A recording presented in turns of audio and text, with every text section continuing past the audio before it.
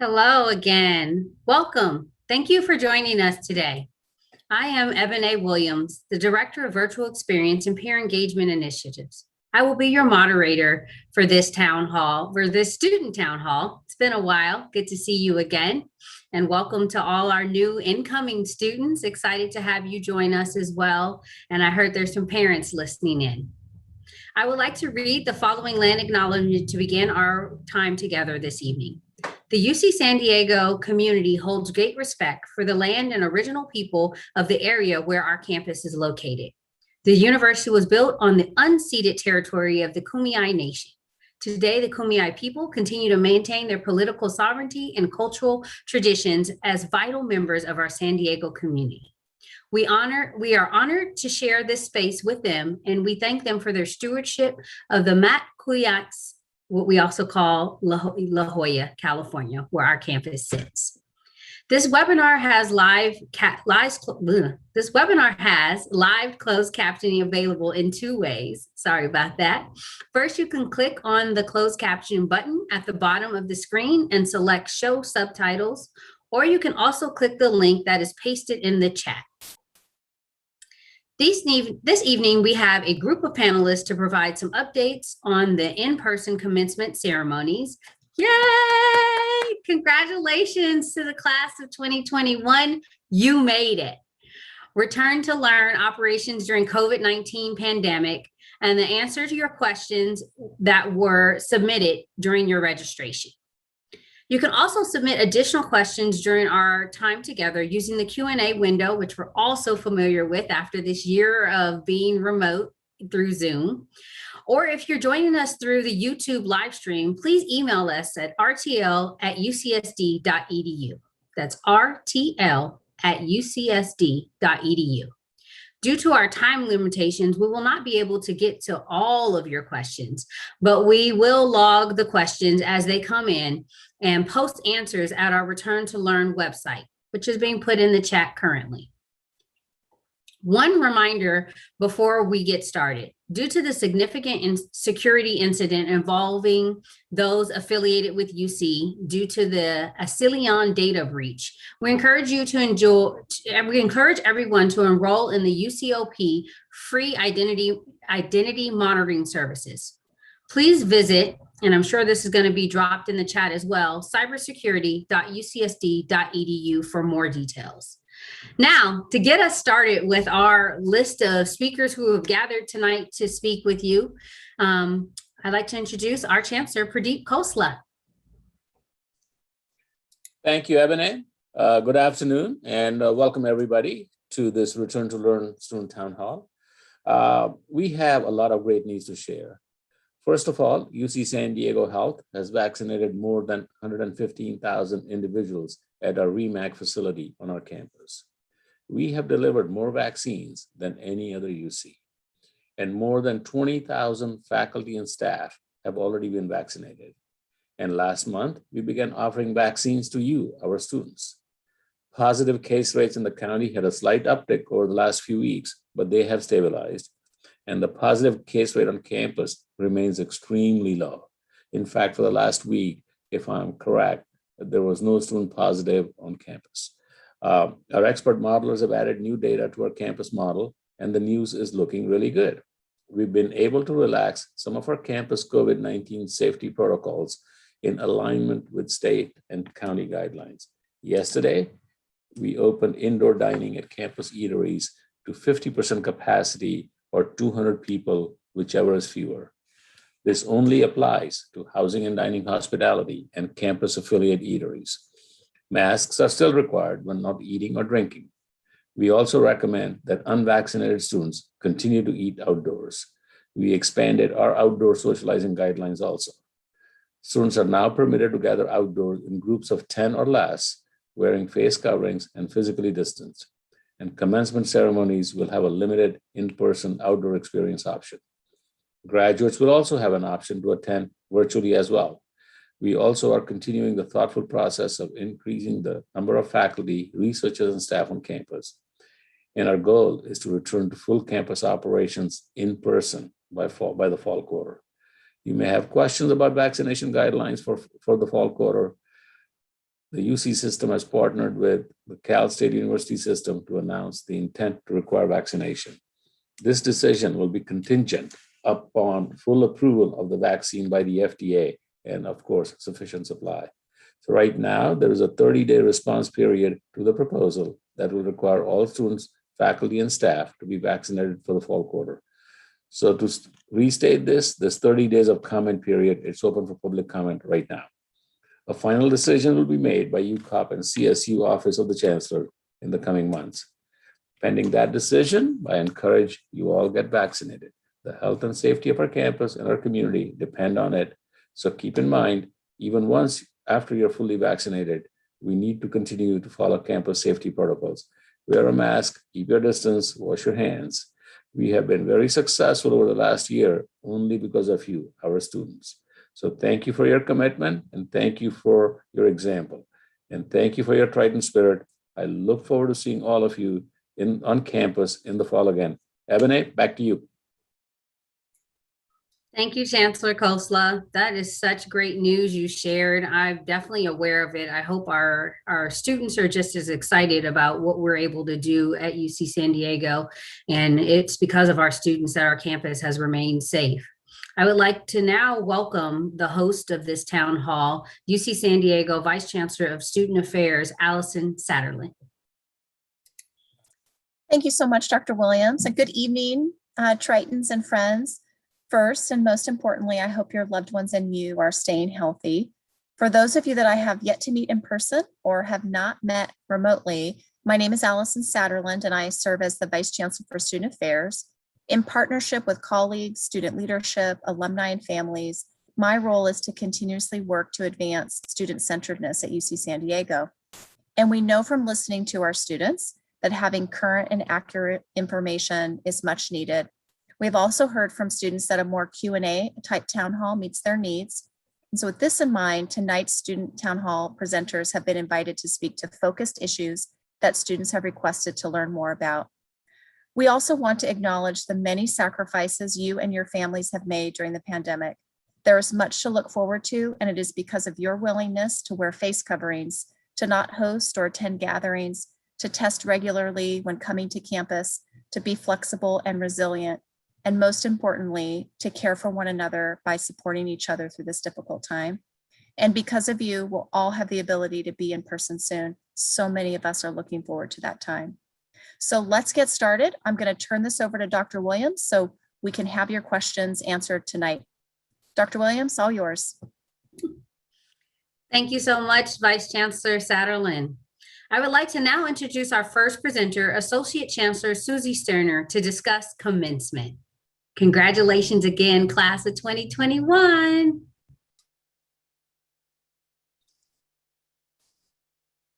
Thank you, Dr. Williams. And it is a pleasure to be here this evening and to share with you what we believe is very good news for our graduates of the class of 2021 tonight, that we will have an in-person commencement ceremony with a limited number of guests, 2 per graduate, which we'll get into as we go through a few of these slides. You may have seen that we have announced our all-campus commencement speaker, which will be enjoyed by all of our graduate ceremonies, undergraduate and graduate ceremonies, and Alicia Garza, who's a 2002 alum. And we're very, very excited to welcome her to campus virtually to deliver her address. Next slide. So we are doing what we know our graduates truly appreciate, which is having one all-campus ceremony, but embedded within our college ceremonies so that everyone has an opportunity to have this special milestone moment with their friends and family, with their college friends and family, as well as one campus community. So that's no easy feat. And we have a fantastic events team that is leading the charge here, creating a very robust schedule of ceremonies on Saturday, June 12th and Sunday, June 13th, allowing proper time for entrance and exits from the venues for this special occasion. Next slide. So all graduates will be able to participate in commencement, whether in person or virtually. So online, be sure that you register by May 19th. You'll be able to upload a high resolution photo for the graduation recognition slideshow. So whether you're in person or you're virtual, every graduate will have the same opportunity to have their name called.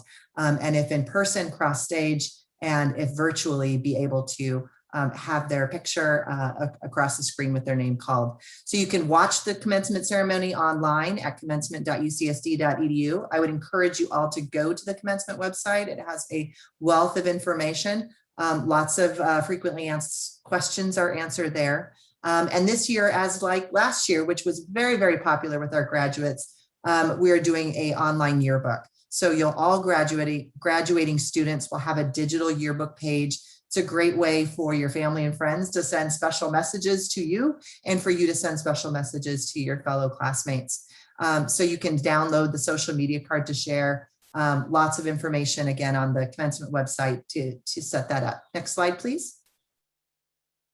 For our commencement ceremonies, make sure that you register again by May 19th. That's important. We want you to order your regalia now. The earlier you order it, the sooner we can make sure we get it to you.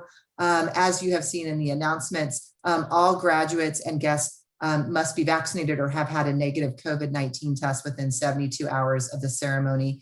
We will require continuous masking because of the size of the ceremony. You will be able to graduates will be able to be seated with their family members as long as they're in the same household in the 2 guests per graduate guidelines. And then we'll make sure that we ensure that there's social distancing in line and during the ceremony. Next slide, please. As I shared, each graduate can bring up to 2 guests. You should be entering the venue together. You'll be seated together. This will help us, as you saw from those earlier schedules, it's a very robust set of schedules because we've got 10 ceremonies to do. And so we think that this will help expedite that experience so we can give every graduate that special experience of graduation. We would love it if you could arrive early, if you could carpool.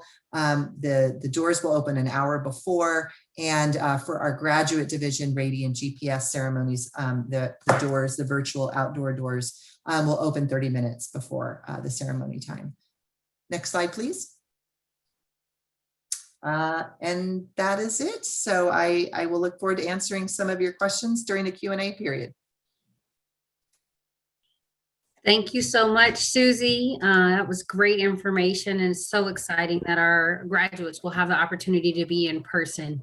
There's some great questions coming in via the chat that we'll ask you later on around graduation. Next, we will hear about housing update from Jana Severson, Director of Housing Services, Housing and Dining and Hospitality. Jana? Thanks, Ebonee. Good evening, everybody. It's good to be here. We go to next slide, please. It's hard to believe that we're just about 5 weeks out from summer 2021. And that being the case, I'd like to share with you tonight some of the programs that we'll be offering this summer. The first one is our summer session housing. That's our traditional summer housing program. And that's available for students that did not live on campus this year, and they're enrolled in summer courses. The second program is called Accelerate, and that is for students who did live on campus this year and are enrolled in summer courses.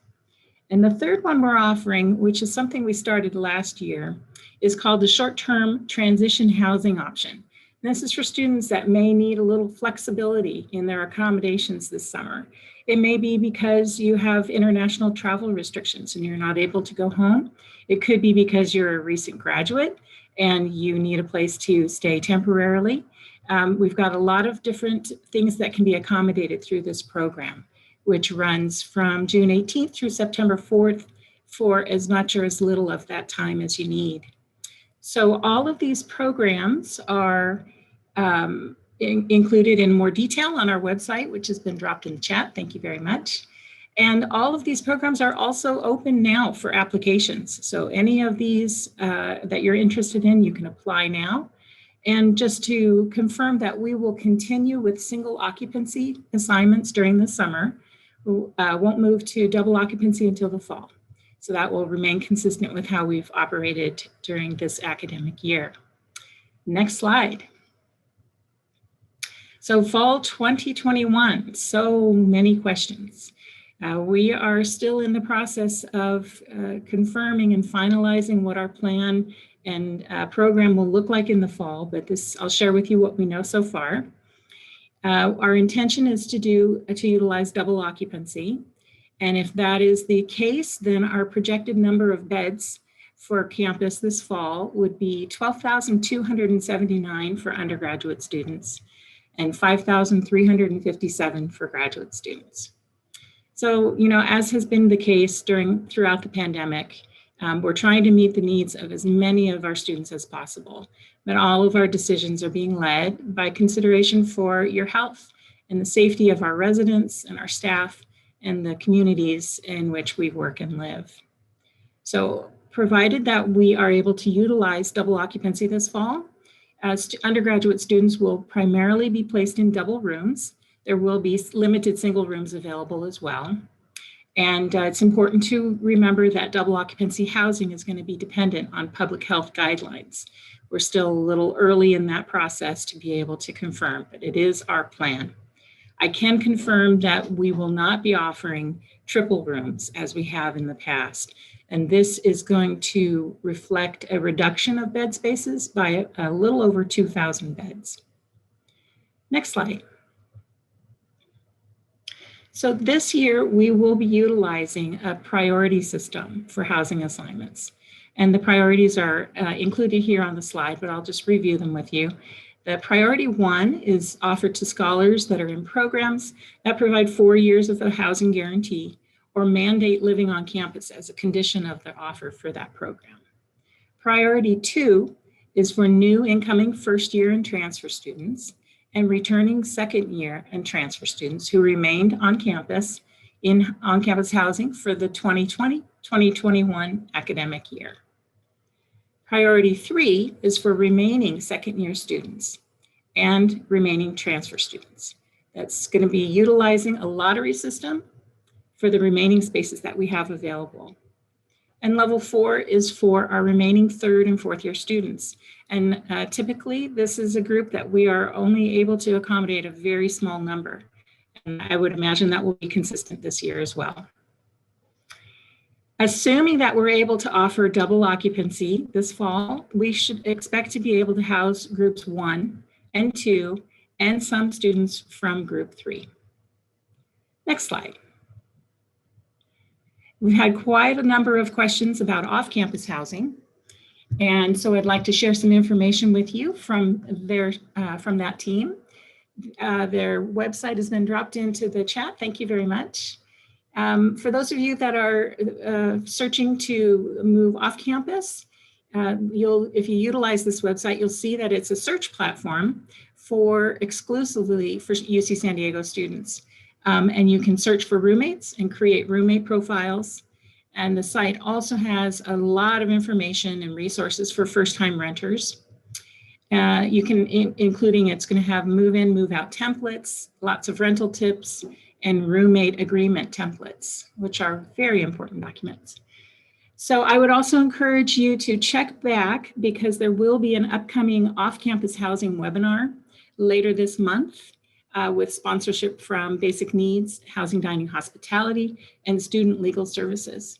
I understand there will be an additional one during the summer quarter as well. Thank you. I'm back to you, Ebonee.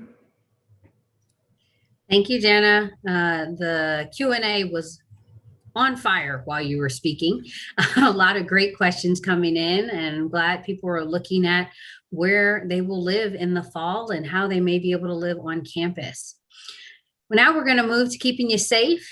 We'll hear from Dr. Angela Socia, our Interim Executive Director of Student Health and Wellness, regarding vaccinations and student health and well-being. Dr. Socia? Thanks, Dr. Williams. And I have some good news to share with you, but I'm going to begin with a little moment of caution. We do need to appreciate the incredible magnitude of impact this virus has had, both globally as well as nationally, with huge numbers of individuals infected, as well as a significant loss of life around the globe. And in particular, I want to point out the very concerning situation we're facing in India, where you see in a relatively short period of time in one country which is heavily populated, how quickly this virus can dramatically change the profile of a community that was doing extremely well, suddenly suffering terribly. And we know that many of our campus community have family and friends back in India. So we're watching this very carefully.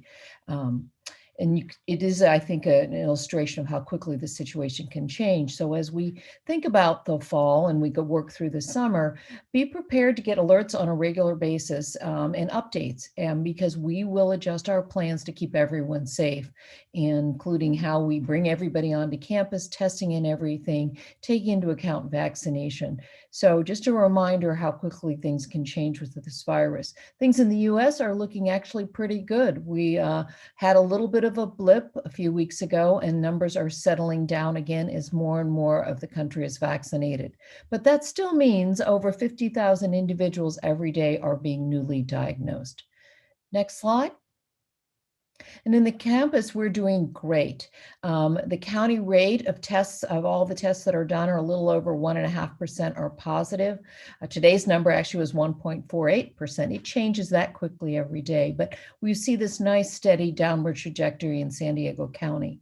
Our employees and students have done an amazing job, and their rate is substantially lower. We do more testing, but even with it, taking that into account, our students have always consistently had a lower viral activity, viral caseload compared to their age-matched peers in San Diego. Students, you've done an amazing job keeping each other safe and keeping yourself safe. It has made this year a joy for all of us to see how well you've taken all of the precautions and under advisement and followed all these safety precautions. So fantastic job. I don't think we can thank you enough. Next slide. So we do have our vending machines. They're going to stay open. In the summer, we'll reduce the locations to match a little bit where the students are living. We've moved to using your campus ID to access the kit. There is a $1 charge, but that comes off immediately overnight. So don't worry, testing remains free for you, and the results will show up in your My Student chart within 24 hours. We also have the option for provider-administered test, and for individuals who are new to campus and it's their first test, we always recommend that you go and have a provider-administered test as the first test. And that is by appointment only, and we coordinate that with our students who need those tests. And for fully vaccinated individuals, we've changed a few things. For everyone else who remains unvaccinated, if you're living on campus or coming to campus for any reason, whether it be to learn, participate in athletics, do research, we still recommend that individuals who are not fully vaccinated continue to have weekly testing. Now, when you're fully vaccinated, that means you have completed the series of your vaccine. For some of those vaccines, there are 2 doses. For the J&J, it's 1 dose. Then another 2 weeks have to pass. At that point, you have received the full benefit of the vaccination, and you're considered fully vaccinated. Individuals in that situation no longer need to do weekly asymptomatic testing, but should they develop any symptoms, they should test. And remember, the vaccine is extremely effective at preventing death and serious illness, but occasionally individuals do become infected, and occasionally they develop symptoms. So if you're a fully vaccinated student and you develop symptoms, we definitely want you to have COVID testing. And we want you to do your daily symptom screener. That's how you quickly can access the testing. So next slide. I wanted to speak a little bit about the variants. We do have the British variant in San Diego. It has actually overtaken the wild original type of COVID-19. It is just a little more transmissible and seems to have a little bit more serious, but not dramatically different clinical profile. We have a little bit of the Brazilian, and very rarely a South African variant will show up in the San Diego area. So we're keeping a mindful watch of all these variants. That is one of the concerning things when you see so many cases happening in a country like India, that we will have other variants arise. And those variants may not be, our vaccines may not be as effective, or our therapeutic interventions, which is why it's so important for us to bring this virus under control on a global level. Next slide. So what kind of vaccines do we have available? Right now on the campus, we have Pfizer and Moderna, the 2 messenger RNA vaccines, which have a fabulous safety profile. We also occasionally are getting a small amount of Johnson & Johnson, which is the adenovirus viral vector vaccine. Those are the 3 that we have in the US. There may be more coming about. And in Pfizer, we're hoping we'll have a vaccine that will drop the age limit from 16 to 12 soon. Right now, these are under emergency use authorization, but we do anticipate that there will be FDA approval coming sometime this summer. So we have vaccine available. As the Chancellor mentioned, REMAC has been very busy, sometime vaccinating over 5,000 individuals in a given day, with easy access for our students and our campus community. Next slide. Just to share, we are aware of, and everyone has taken a pause because of the J&J, one of the viral vector vaccines, where we see this complication, a rare complication of thrombosis in the cavernous sinus, which can actually be quite serious and rarely can be actually lethal.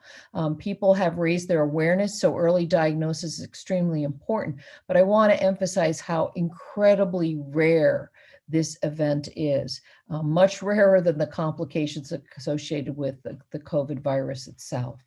So we are offering the J&J again in this country. So this is the single dose vaccination, which is appealing to many individuals. Next slide. So how are we doing with vaccination? Right now on campus, we have the REMAC site. We do anticipate in the fall that student health will have access to vaccine, and we will be able to continue to offer vaccination for our students throughout the summer and throughout the fall. We may not be at the REMAC site though, but we'll give you updates about that. Just be prepared to regularly get our updates. So how are we doing in the US? About 29% of the US population, the adult population, has achieved full vaccination, which is great. California is not that different. San Diego is actually doing a little bit better. Now in San Diego, that's about 40%. So we're doing a really great job here in San Diego, and the UC San Diego health system has been a significant tribute to the success of vaccination in the county. For our campus employees, a little over 11,000 and a little under 8,000 of our students are already fully vaccinated. Close to 13,000 have had at least a single dose, and we'll continue to vaccinate throughout the spring quarter. We'd like to see every student leave campus, if possible, fully vaccinated. So we want vaccine available. We're encouraging it for all of the students. So please keep your eye on the site. If you haven't had your vaccine and you want to get in, we'll for sure be able to vaccinate you before you go home. The mandate is under review, as the Chancellor mentioned. We're waiting for that review period to end, and then there is also contingent on the FDA approval. But we think there's a very good likelihood that will happen over the summertime. So we'll be giving you regular updates about how to receive vaccination prior to arrival. And as we think about the fall, we know some students may not be fully vaccinated when they arrive.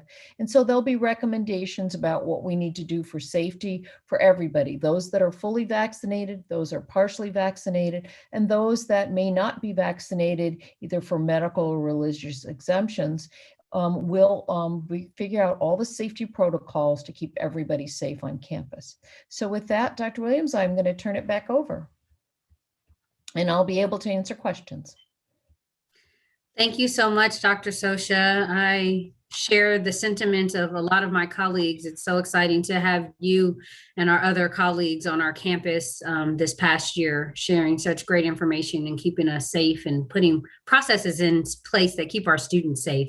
So I really appreciate that.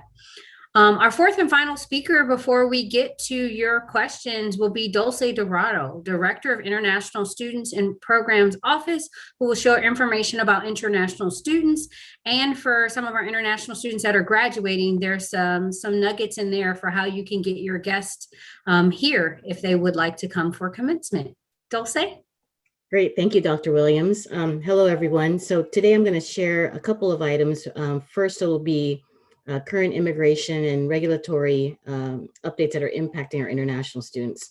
So the first item here is that we are seeing the loosening of travel restrictions to the United States.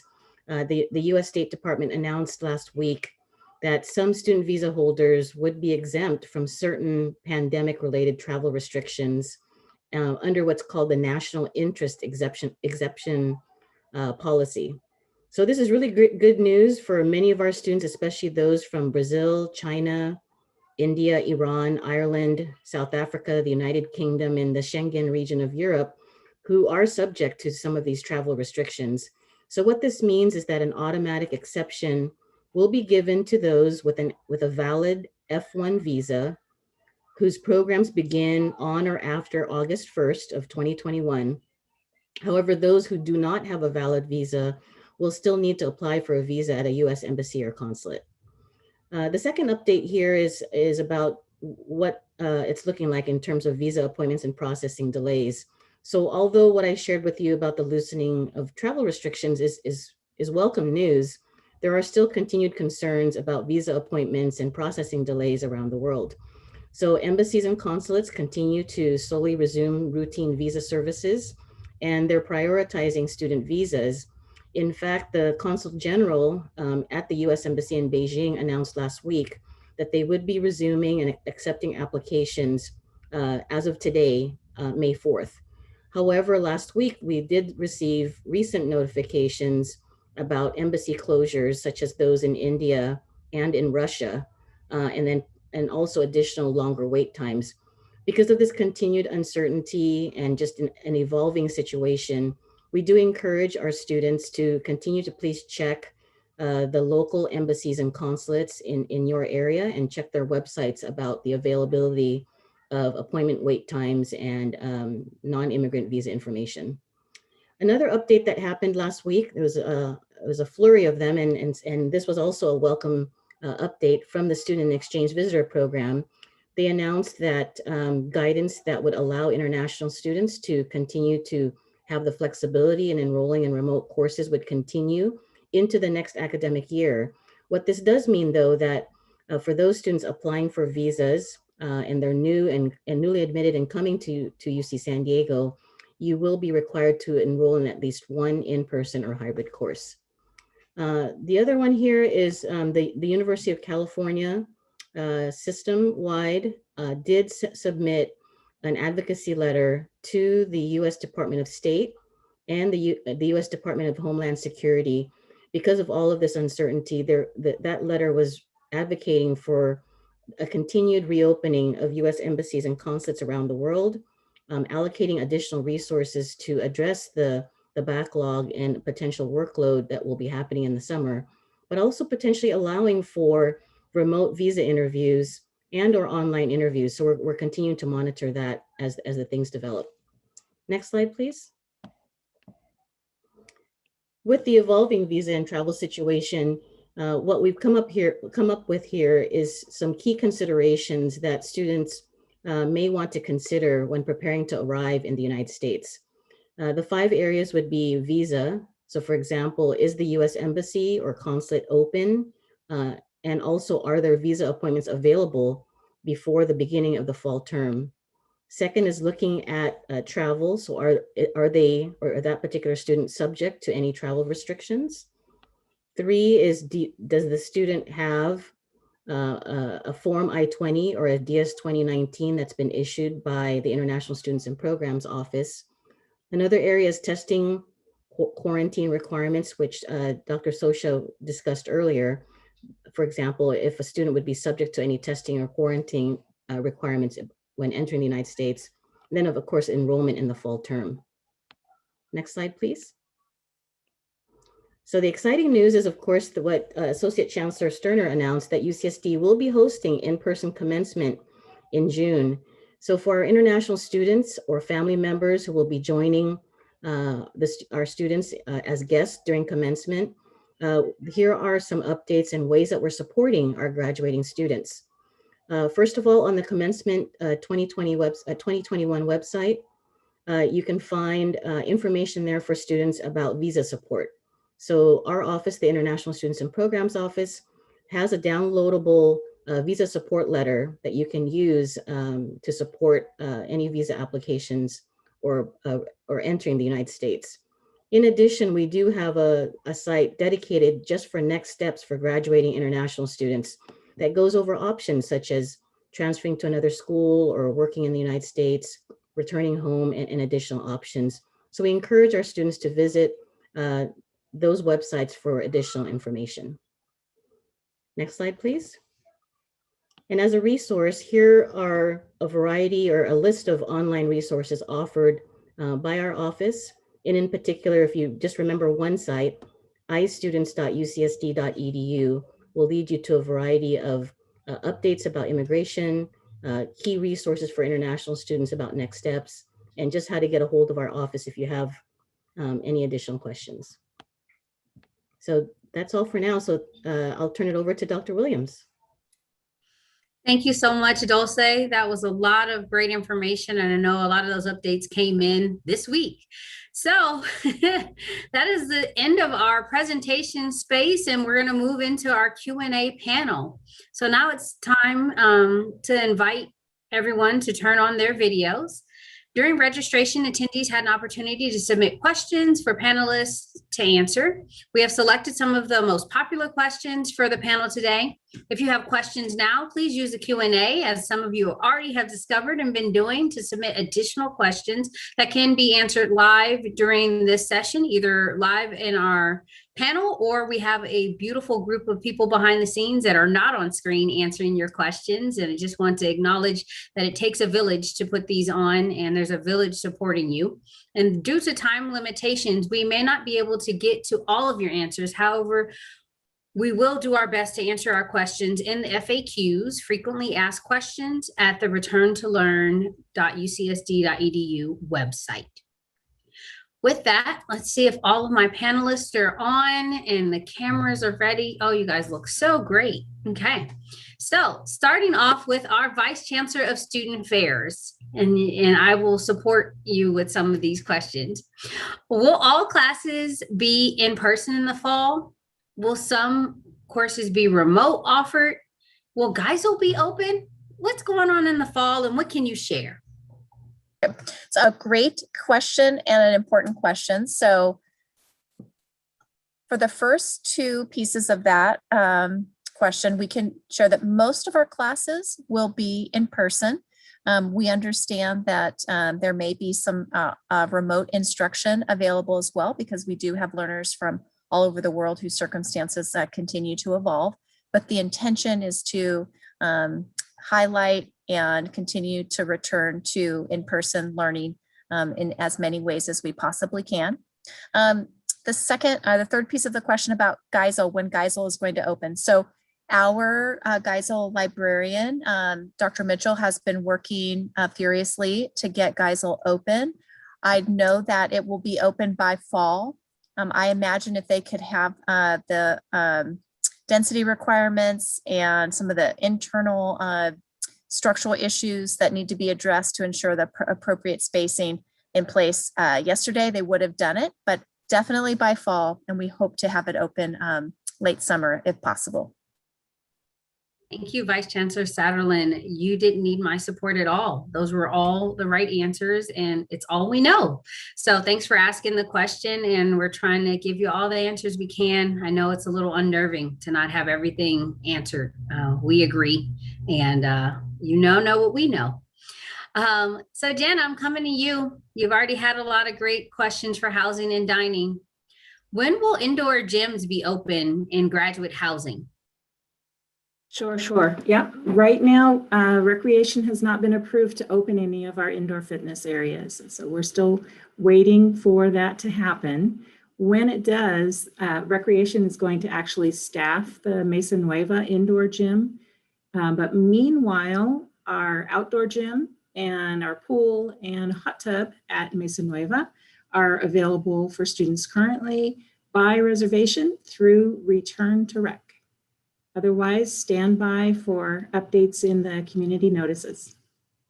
I love that our students want to be healthy, and I think there's some great outdoor options. And we'll have to talk about, can staff register for the hot tub? Okay, I'm just joking.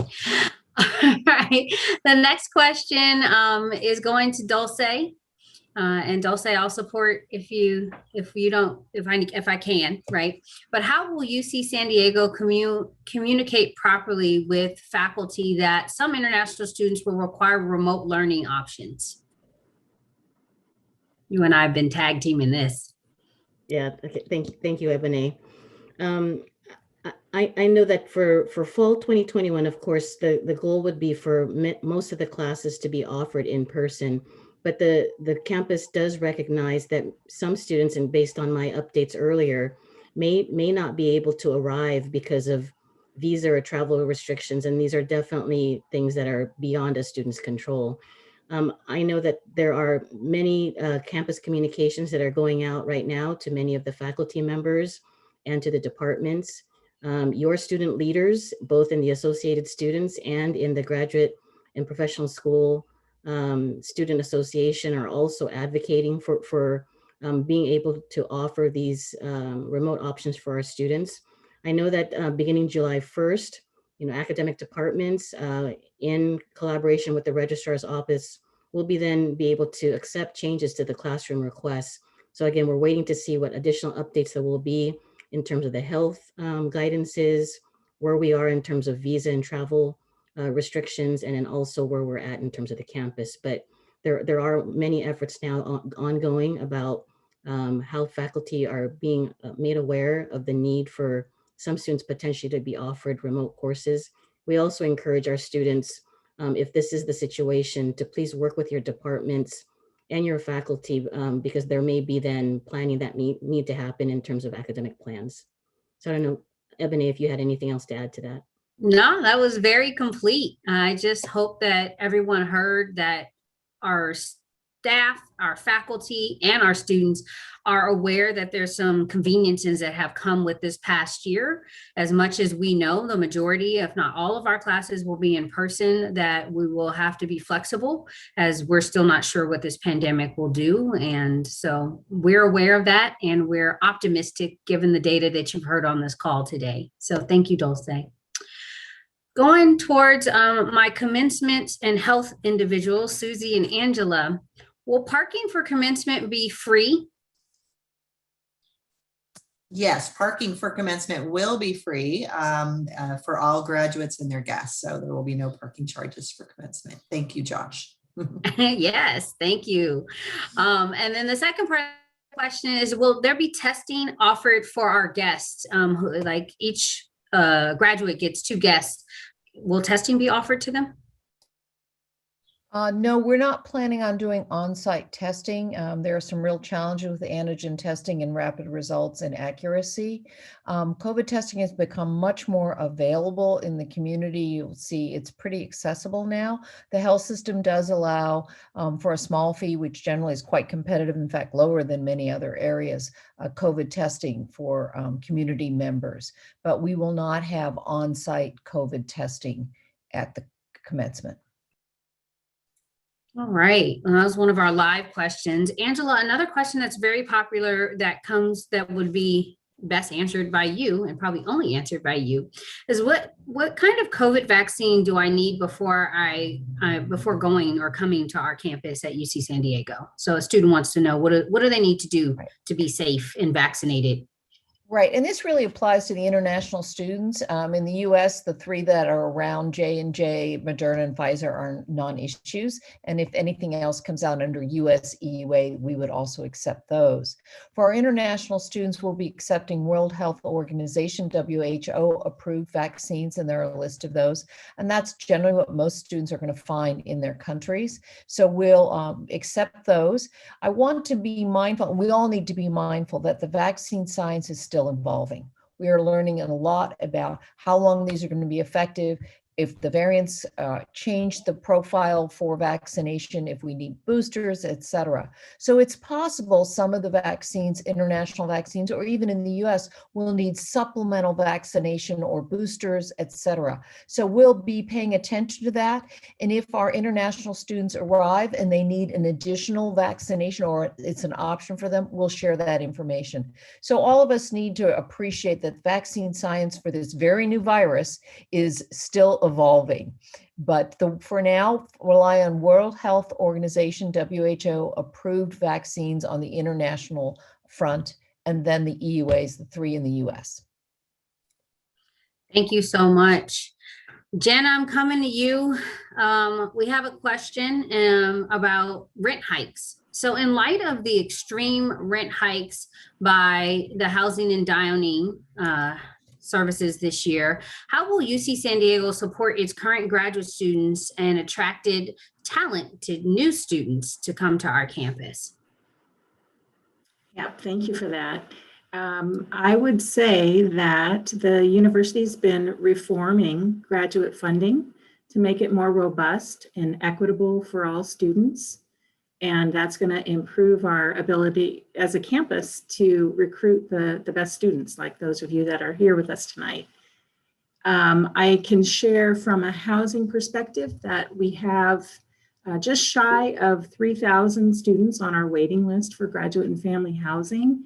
And a good chunk of those are from our graduate and professional students that are admitted for the fall 21 incoming class.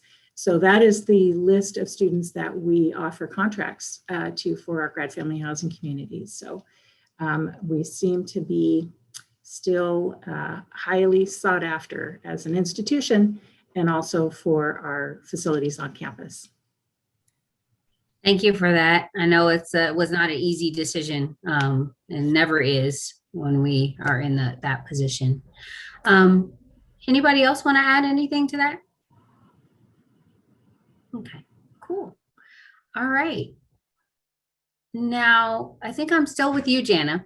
Can you explain the decision to not allow second years who entered college virtually to have guaranteed housing? Oh, that's another heavy one.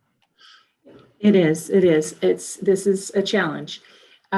We are currently actually unable to offer a housing guarantee to any students, which is why we've transitioned to the priority system that we shared, that I shared earlier in the slides. We are, again, if we're able to have the double occupancy, we expect to be able to house our priority 1 and 2 students, as well as some number of priority 3 students in campus housing for the coming year. The priority system, I should also add, reflects as closely as we possibly can during a pandemic to the structure that we've utilized in previous years regarding who is eligible for housing and who is not eligible. We've tried to mirror it as closely as possible in strange circumstances. Definitely. And I know you echo the sentiment of we wish we could house them all and keep them all safe and be in person. And we're adjusting to our current circumstances that were unseen and they're coming. Vice Chancellor, I'm sorry, a quick follow on. Yeah. For those of, I've seen quite a few questions in the chat. If you haven't received a notice regarding your priority, please reach out to housinginfo@ucsd.edu, and we can review your personal situation because everybody is pretty unique. But if you do have your priority letter already, the application for continuing student housing started today. It opened up today and it runs through May 11th. So I strongly encourage you to submit your application. That is the way to participate in this.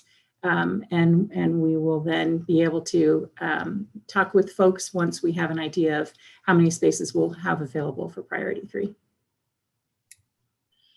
Thank you for that extra detail. Vice Chancellor Satterlund, I have 2 questions, one from our pre-submitted and one live one. So we'll start with the pre-submitted. Will there be in-person orientation for the class of 2024, i.e. our second year experienced students, since many of them had to learn remotely this year? So we are working to welcome back or welcome in person for the first time all of our students. We have a wonderful team of colleagues from across the campus thinking about graduate students, professional students, and our undergraduate students, our transfer student community, from a series of events to inclusive convocation, to orientation and welcome events. We just need a little bit more of your patience because we're also working to ensure that we can have the most number of students back together in person and responding to state and county public health guidelines while we do this. But it's our intention to provide the traditional in-person welcome for all of our fantastic Tritons. Excellent. And I know I've been on a few committees that are really excited about that and had some side conversations about there are people who be second years who've never seen our campus. So how do we get them acclimated to our space and welcome them? And there's some great things that they'll get to see when they come. One more question for you about students coming to campus. Will UCSD be offering vaccines for incoming students? Yes, Dr. Sosha? yes, we will be offering vaccines. We're working now hard to get it more allocation directly into our student health system. Right now, we're through the health system. We have a great partnership. So I'm sure we'll figure out the mechanism by which we have the vaccine. We also want to make it available through the summer for our students. So we're working really commitment to vaccinate students as much as we can before they arrive. So they arrive fully vaccinated because that affords them the best protection. So we will definitely have vaccine available. That's exciting. Judy, I'm coming to you. I'm ready. I understand that Graduate Division hosts regular open office hours during the academic year. Can you tell us more about that and when are the next ones that a student could participate in? Sure, absolutely. So they are, as they sound like, any student, new, incoming. We've even had some alumni are welcome. We advertise it and post it on our grad division website. They are roughly monthly, so about 3 times per quarter. We do ask for just some registration so that we know who to expect. We have the right folks there. We've had questions about housing. If there are personal concerns, where you want to have a one-on-one with Dean Antony or myself or the other assistant deans, we are there for those types of interactions as well. We also do email it to graduate students so that they are aware of the event. Excellent. Judy, while I have you here, I should have asked you the other question about attracting talented graduate students. Anything you want to say about our incoming graduate class or what you're excited about and the fact that absolutely. I want to say welcome. I want to say we are really excited to see all the students who have accepted the offers. There may be a handful still deliberating, but we're really excited. We have a really robust class coming in all the departments. And so we're very happy to see that. It's a little tricky with pandemic. You're not exactly sure what the graduate student in terms of the commitment will be, but we're really excited. Very diverse group, good size class in all of their programs across campus. So welcome. That's excellent to hear. Thank you for that. Going to, let's see, we're talking about international second years. Where can international second year students live when they return to UC San Diego? I think this is a combined question, but we should start with Jana. Sure. I would say that it depends on where they lived this year, right? So where you live this year is going to determine what your priority is for next year. So there will be opportunities for some international students to live on campus based on their priority level. I would also touch back to the upcoming off-campus housing webinar and fair. That will have a lot of good information for students regarding how to move off campus, where to look off campus, how to connect with roommates. All right, staying with you. Before I say anything else, Dulce, is there anything you want to add about second year programming for international students? No, I mean, it's Vice Chancellor Satterlund covered it. I mean, we're all planning now to, excited to welcome our students back or to welcome them for the first time at UC San Diego, and specifically for the International Students and Programs Office. We will be hoping to be able to offer a hybrid type of orientation where the format of providing some information online is efficient, and our students, it resonates with them, but we are looking to have some in-person events as well. Excellent. Thank you so much. Now, Jana, coming back to you, how come other UC campuses are allowing triples while UC San Diego is not? I.e., why can't we have more students on campus? Yes, Great question. Every campus, every UC campus has a different portfolio, right? And I don't know of any campus that has got approval to have triples yet for the fall, as we are still waiting across the system for guidance regarding double occupancy.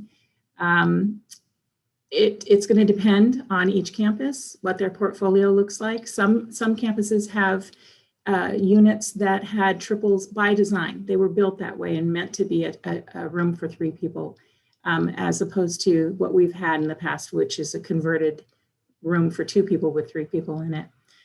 So it'll be interesting to see how each campus shakes out. There are allowances for differences as well based on the county guidances, as we're all in different counties. The county direction that's provided to each UC campus can definitely vary. Thank you. And our Assistant Vice Chancellor, who's behind the scenes, has posted off-campus housing fair for your convenience in the chat. So thank you, ABC Mahaffey, for that. Susie, and possibly Angela, coming back to you, what kind of proof of negative COVID test or proof of COVID vaccination is required to enter at commencement? And I know you shared that, but it's still a question that is on the minds. So I'll start, and then Angela can help out if needed to on this. Our students are used to filling out the symptom screener, so we will do a self-screener on site, which will ask those questions, and also do a self kind of screening for our guests as well. That will be more verbal. I think all of us are becoming accustomed to bring our proof to places that we know are going to be requiring it, and have asked for that. So I would strongly recommend that everybody bring with them some sort of proof of that, but it will be a self attestation on site. Angela, anything I missed on that?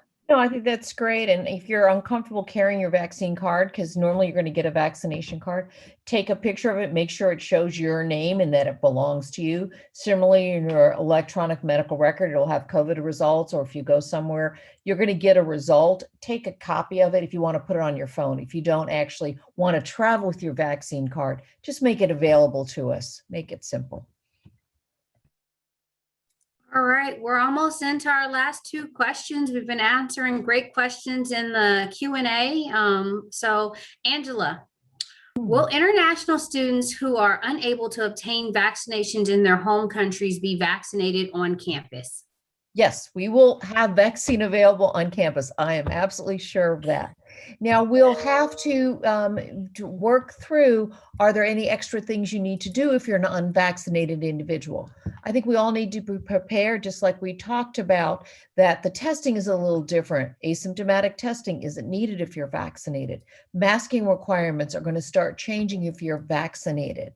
So we may have certain things that the unvaccinated student or the partially vaccinated student needs to do that are a little different from our fully vaccinated students. So we'll be updating you to keep everybody safe, but we will make vaccine available. Okay, I think there's a question that chopped up before I said I was going to ask the last one. How long should I arrive before classes start to be fully vaccinated? They're coming from abroad. Yeah, so full vaccination occurs 2 weeks after you finish the series of the vaccine that you receive. So one, there's no advantage for you to delay getting vaccinated, particularly if you're in a country where there still is quite a bit of viral activity. So we want our students to go ahead and get vaccinated, because it should be perfectly fine that you were vaccinated in May and June if you were alive with us in July, August, or September. Let's say you're a graduate student and you're arriving in August. You'll be fine. So don't try and hold off getting vaccinated so you have it just before you arrive. There's no doubt, there's no advantage to you to do that. Okay. But if you want to arrive fully vaccinated, then you need to complete your series and add 2 weeks before you arrive on campus. That's the important part.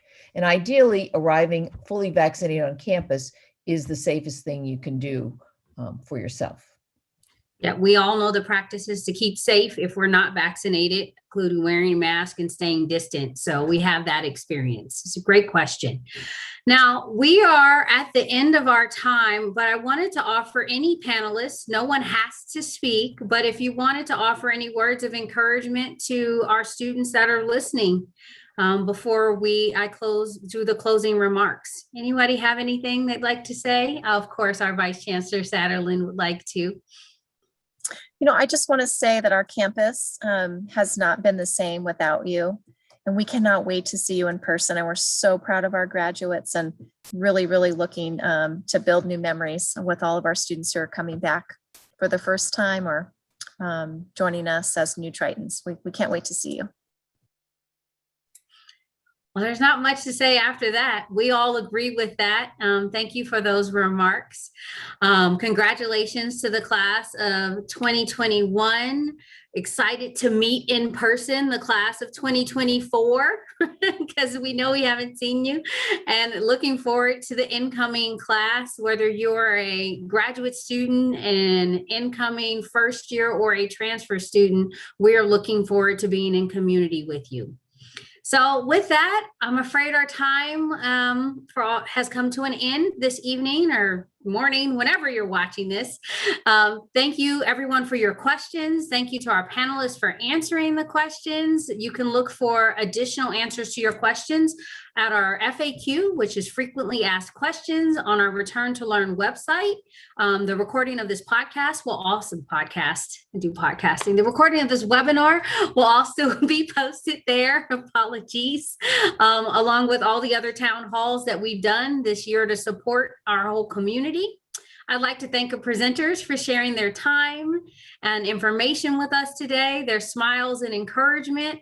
I'd like to thank you, our students, for attending. And if you're a parent, we thank you as well. If you're a family member, whoever you are, we're excited that you're here, and that hopefully this was helpful for you. This concludes the Return to Learn Student Town Hall. Thank you, take care, stay safe, and we look forward to seeing you on campus in person. Make good decisions. Congratulations.